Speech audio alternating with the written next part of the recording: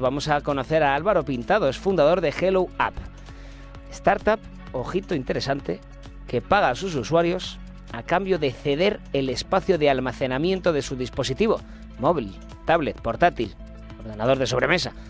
Han creado un software de almacenamiento de datos descentralizado en Web3 con código abierto, controlado por los propios usuarios, y nacen con el objetivo de ser una alternativa descentralizada a los gigantes del almacenamiento de datos como pueda ser Google o Amazon. Muy buenas tardes, es un placer estar aquí. Nada, muchísimas gracias a ti. Bueno, creo que la noticia que he leído en la portada igual la podemos comentar después, pero vamos a conocer primero esta aplicación que fundaste tú, ¿no? Junto con tu equipo. La idea es aprovechar el espacio libre de nuestros dispositivos móviles o no móviles. Cuéntanos un poquito en detalle, Álvaro. Sí, efectivamente, como bien dices, al final el objetivo fundamental es aprovechar el espacio libre de iPads, portátiles, teléfonos, todo lo que es hardware que al final tiene almacenamiento, ¿no? Todo ese espacio libre de al final todo el hardware de todo el mundo, pues aprovecharlo para poder almacenar información que actualmente se almacenan en clouds centralizadas que son principalmente dueñas de AWS, Google, Microsoft, ¿no? Y la idea es sobre todo optimizar y eficientar el hardware que ya existe para, bueno, intentar almacenar la información de una manera más eficiente, más sostenible, más barata, ¿no? Y al final somos una aplicación que te paga dinero a cambio de que nos cedas espacio de almacenamiento del móvil, así de sencillo. ¿De dónde surge la idea? A ver, la idea surge al final de intentar hacer la cosa más grande posible y te das cuenta que al final todo lo que es digital son ceros y unos y básicamente quien domine dónde se guardan esos ceros y unos domina Internet, ¿no? Y de ahí viene la premisa de decir, vale, pues voy a intentar reestructurar la forma en la cual se almacena la información en Internet, que como digo está centralizada y dominada y monopolizada por 2-3 compañías. Y ahí nace la idea, oye, pues intentemos aprovecharles el hardware que ya existe, no creemos nuevo, para que haga esa función. Al final tú comparas un BlackBerry de hace 10 años con un iPhone actual, ves la diferencia, ¿no? Pues ¿cómo será un teléfono en 5 años, ¿no? Y esto nos lleva a pensar que un teléfono en 5 años será capaz de reemplazar a un servidor centralizado. Y esto hace que, pues, ideas como la nuestra cada vez tengan más sentido, ¿no? Y que con el tiempo, pues, sean incluso más rentables y más sostenibles. He visto además que en la primera ronda de financiación nos ha ido bastante bien, ¿verdad? Sí, levantamos 300.000, tenemos inversores tipo IS, SADE, gente bastante importante que al final nos da esa validez del proyecto, ¿no? Y justo hace, bueno, pocas horas hemos anunciado la siguiente ronda de financiación de €500.000, así que sí, en cuestión de financiación vamos bastante bien y a intentar crecer lo máximo posible. Madre mía, enhorabuena, ¿eh? Oye, ¿cómo se efectúan los pagos a los clientes? ¿Hay no sé, hay una tabla en la que, pues según si tu dispositivo es más potente, si tu hardware es más potente, por ejemplo, se paga más o va según una serie Sí, de datos? correcto. ¿Cómo es Sí. esto? O sea, al final esto es un mercado de oferta y demanda, básicamente. Entonces, obviamente, dependiendo del dispositivo que tengas, si es un iPad más potente, menos potente, si es un móvil más potente, menos potente, si es un ordenador más, menos potente, ¿no? Pues obviamente vas a recibir más, aunque tu espacio sea el mismo. Esto dependerá mucho y al final el precio se define en base a la cantidad de gente que esté dispuesta a pagar por aquello. Entonces, esto es lo bueno porque es un libre mercado. No controlamos nada y nosotros no ponemos el precio, a diferencia de, por ejemplo, una AWS o cualquier compañía centralizada que lo que hace es, dice, oye, el precio son 10, si no lo pagas te vas a otro o simplemente no puedes tener cloud, ¿no? Entonces el precio, como digo, es oferta y demanda y cada uno básicamente pone el precio que esté dispuesto a pagar y si hay algún nodo que esté dispuesto a aceptar ese precio, pues entonces puede almacenar la información. Tenéis además una descentralización de los datos. Cuéntame un poquito la parte Web3 de tu compañía. Sí, al final, pongo un ejemplo muy sencillo. Cuando tú subes una fotografía con Google Drive o Dropbox, la fotografía va íntegramente a su cloud. Quiere decir esto que si la fotografía es este objeto, va directamente a su cloud, ¿no? Un mismo sitio, no se rompe ni se distribuye. ¿Qué pasa? Si un hacker accede a ese servidor, tiene no solo acceso a esa fotografía, sino a toda la información. En nuestro caso, yo veo la fotografía como si fuera un puzzle. Entonces, cuando tú subes la fotografía conmigo, la rompo en cientos de miles de partes, en muchísimas partes, ¿no? Y cada parte, cada trozo de la fotografía, cada pieza de ese puzzle, por así decirlo, la pongo en un nodo distinto. Un nodo, entendiendo que es un nodo al final un portátil, un móvil o un ordenador, ¿no? Y al final esto hace que si un hacker quiere acceder a esa información, tiene que encontrar todos los trozos, todas las piezas de ese puzzle, todas las piezas de esa fotografía, unirlas, desencriptarlas y ordenarlas, lo cual lo hace mucho más complicado y mucho más difícil de poder ver la información que hay en el archivo. Por ejemplo, ¿qué te parece? Claro, al final, esto lo hemos hablado un montón en el programa, es un tema que me encanta, la descentralización de los datos, como al final, para darles una capa de seguridad adicional. ¿Qué te parece esta medida anunciada ayer por el ministro Escrivá para asegurar que los usuarios son mayores de edad cuando entran en páginas pornográficas? ¿Crees que si al final está centralizada esa información corre peligro? Por ejemplo, como ha pasado con la web de la DGT, con la base de datos, perdón. Pues a ver, obviamente está bien siempre unas ciertas medidas, ¿no? Para prevenir que gente que teóricamente no puede entrar a algo, pues entre. Pero sí que es verdad que muchas de estas acciones o soluciones que toman, si sus sistemas de almacenamiento, sus sistemas de intentar guardar la información estuvieran distribuidos, en el caso, por ejemplo, de cadena de bloques o diferentes sistemas, pasar a X o pasar a Y sería mucho más complicado de intentar conseguir esa información por parte de los hackers o gente que quisiera cogerla para venderla en la dark web o en lo que sea, ¿no? Entonces, sí que es verdad que al final está bien tomar medidas, pero si al final la base de todo es una centralización absoluta, por muchas medidas o capas externas que tú tomes, toda la información está en un mismo sitio, ¿no? Por tanto, es mucho más vulnerable. Por mucho que tomes medidas X o Y, la información sigue estando accesible a un montón de gente que la puede coger para hacer con ella lo que quiera. Entonces, está bien, sí, pero por un lado la base está bastante mal. ¿Utilizáis una blockchain propia para esta descentralización de los datos? No, al final nos basamos en diferentes cadenas de bloques porque podemos un poco entender que en nuestro caso la cadena de bloques toma partido en los pagos, ¿no? En todo lo demás son sistemas alternos y la cadena de bloques sirve básicamente para que cuando, por ejemplo, una compañía nos pague 1.000 euros, ¿vale? De esos 1.000 nos quedemos 200 y automáticamente mediante smart contract los 800 restantes se dividan en diferentes trozos del pago para que cada trozo del pago vaya a un nodo distinto y así de esa manera reciba su remuneración mensual. A ver. ¿Y cada dispositivo, al final, hardware que pongo dentro de de vuestra red, se considera un nodo?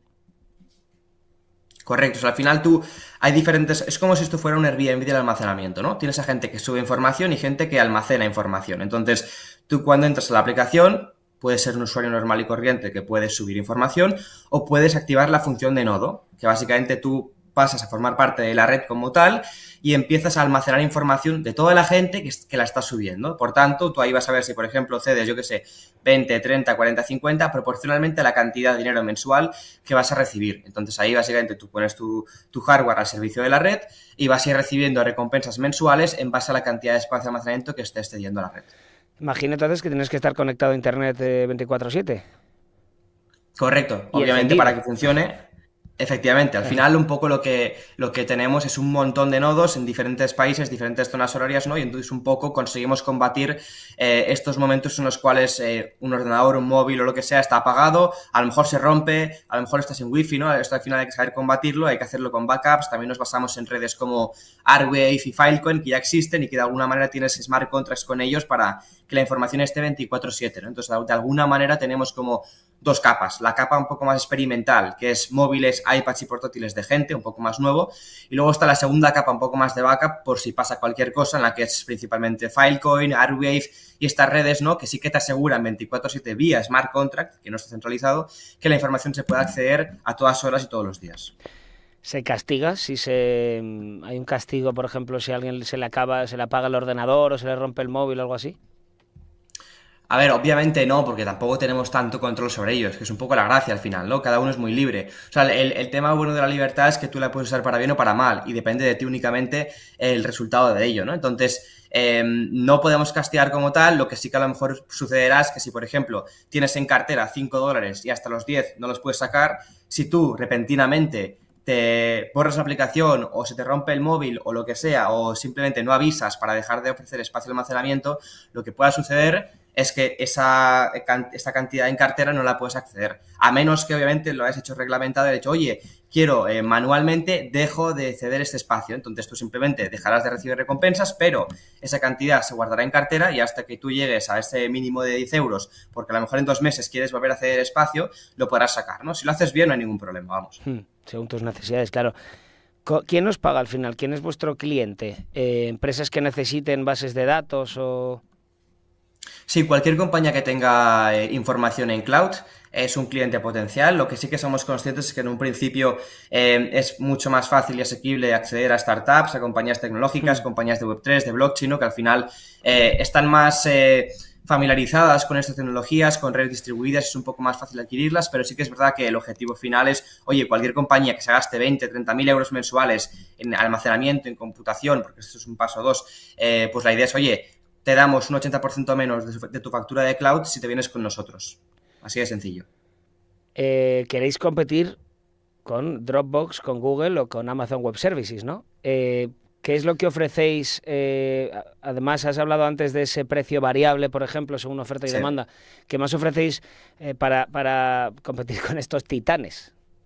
Sí, como bien dices, el punto fundamental es el hecho del precio. Al final, si un Amazon o un Microsoft o un Azure te vende algo a 10, les cuesta 1.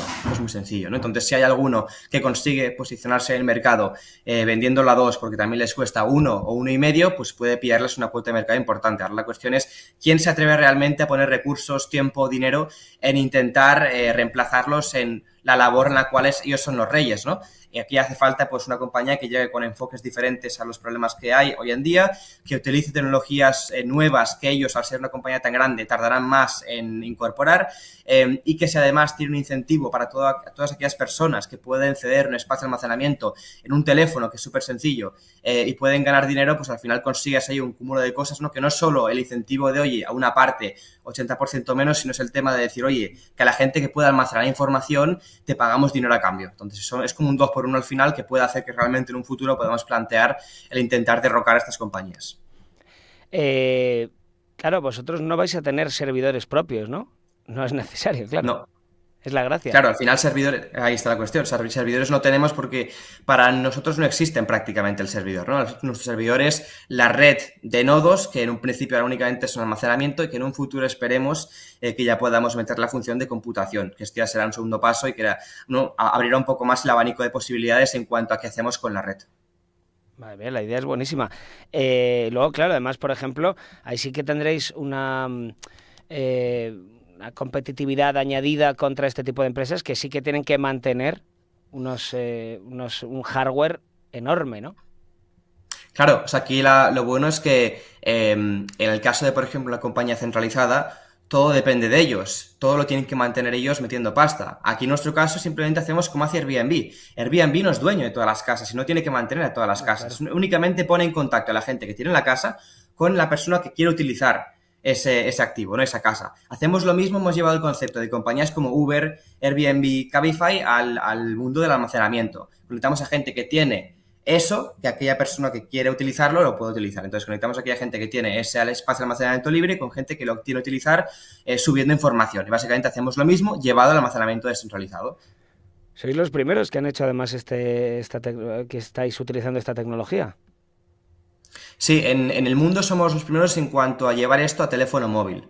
Sí que es verdad que en portátil o en servidor ya hay cosas parecidas, como por ejemplo Filecoin o Arwave, pero como tal, en teléfono móvil, que sea sencillo y te pague en euros, somos sí, los primeros en el mundo. Y al final, como digo, es muy complicado porque conseguir que un teléfono móvil que aún como tal no está tan avanzado como un portátil en cuanto a especificaciones, ¿no? Etcétera, etcétera, y tú conseguir que guardar diferentes partes de un archivo, diferentes partes de una fotografía en diferentes nodos de todo el mundo, eso que no se desvincule, que vaya todo al mismo tiempo en cuanto a latencia y en cuanto a velocidad, no es nada fácil, ¿no? Y por eso llevamos bastante tiempo desarrollándolo para que cuando lancemos al mercado, que esto será en diciembre, todo vaya bien, no haya problemas de pérdida de información y la gente pues pueda funcionar con la aplicación de manera correcta y todo funcione rápido y eficiente, que es al final lo que buscamos. Oye, ¿cuál es tu perfil? ¿Eres ingeniero o vienes más del mundo empresarial?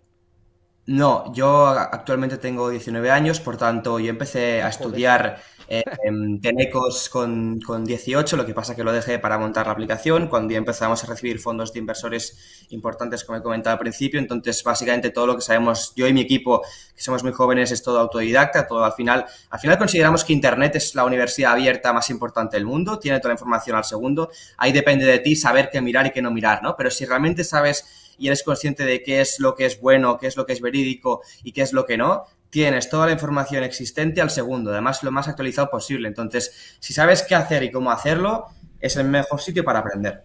Y Álvaro, ¿te imaginas de pronto ir a tus exprofesores de Teleco a darles tú una charla sobre tu aplicación?